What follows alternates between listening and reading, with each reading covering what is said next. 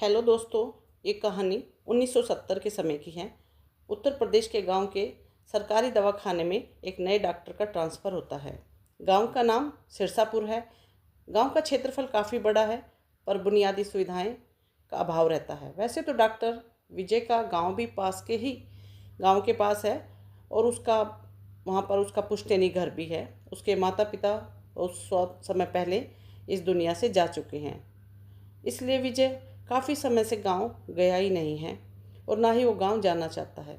तो गांव के प्रधान ने विजय का खाने पीने और रहने का इंतज़ाम सरकारी दवाखाने में के पास ही एक रूम में कर दिया था। एक रात विजय के रूम के दरवाजे को कोई ज़ोर ज़ोर से पीट रहा था। तो विजय ने उठकर देखा और दरवाज़ा खोला तो वहाँ एक आदमी काला मोटा कंबल ओढ़े खड़ा था। अंधेरा इतना था कि उसका चेहरा भी दिखाई नहीं दे रहा था, बस आवाज़ सुनाई दे रही थी कि वो उस गांव का निवासी है और उसकी पत्नी बहुत बीमार है। अगर उसको तुरंत इलाज नहीं मिला तो बच नहीं पाएगी। उसकी हालत बहुत ख़राब है। वो बार बार यही चिल्लाए जा रहा था। विजय बहुत ही मददगार इंसान है। उसने अपना कर्तव्य समझते हुए उसके साथ चलने की तैयारी की। सर्द काली रात में कुछ भी दिखाई नहीं दे रहा था और वैसे भी विजय उस गांव में अनजाना था और वो नया नया आया था, इसलिए उसे ज़्यादा रास्तों की जानकारी नहीं थी। तो वो व्यक्ति आगे आगे चल रहा था और विजय उसके पीछे पीछे चल रहा था। वो व्यक्ति विजय का धन्यवाद कर रहा था कि आप उसके साथ आए। उसकी पत्नी बहुत बीमार है, इसलिए आपका बहुत बहुत धन्यवाद। विजय को बस उसकी आवाज़ सुनाई दे रही थी, क्योंकि अंधेरा, धुंध, सर्दी की काली रात और कच्चे रास्ते, उसे कुछ भी समझ नहीं आ रहा था। बस वो उस व्यक्ति के पीछे चला जा रहा था।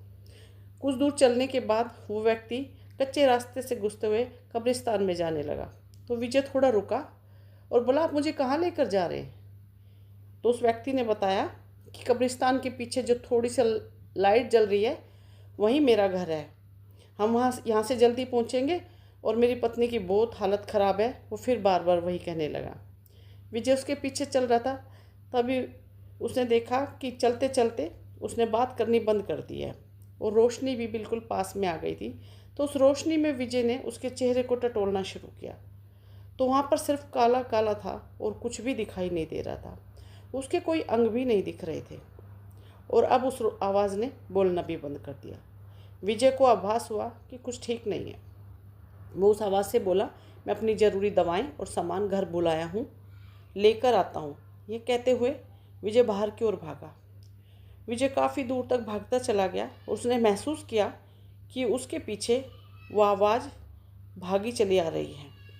घर आकर विजय गुमसुम और विचलित हो गया और जाकर चुपचाप से अपने घर में बैठ गया और कई दिन तक उसने दवाखाना भी नहीं खोला।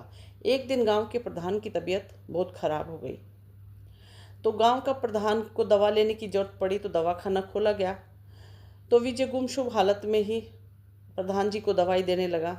तो प्रधान ने बार बार पूछने पर भी उसने नहीं बताया, क्योंकि उसने सोचा जब उन बातों को मैं लॉजिकल नहीं मानता हूँ तो प्रधान जी को क्या बताऊँ। उसने ऐसी टाल मटोली करी। बहुत प्रधान के पूछने पर उसने मोटा मोटी बातें, रात की सारी घटना बता दी। मुखिया को बताई गई बातों को लेकर मुखिया गंभीर हो गया और अगले दिन उसने विजय को घर बुलाया। विजय घर गया। विजय से उसने पूछा, तुम इतने गुमसुम को हो, मुझे विस्तार से बताओ। तो विजय ने सारी बातें उसको विस्तार से बता दी। इस बात से मुखिया और भी परेशान हो गया। वो उठा, अलमारी से कुछ कागज़ निकाल के लाया और निकाल कर विजय को दिखाते हुए कहा, ये पुराने डॉक्टर जो सरकारी दवाखाने में आए थे, उनकी FIR और गुमशुदगी की रिपोर्ट है। वो अचानक इस तरह से किसी रात को गायब हो जाते थे और कभी पता ही नहीं चला वो कहाँ गए, क्यों गए और उनके साथ क्या हुआ। ये देखकर विजय सारी बात समझ गया और दोनों सोच में पड़ गए। तो दोस्तों, अगर आपको हमारी कहानी पसंद आई है तो लाइक करें, कमेंट करें, सब्सक्राइब करें और कोई सजेशन आपके पास है तो कमेंट बॉक्स में ज़रूर डालें।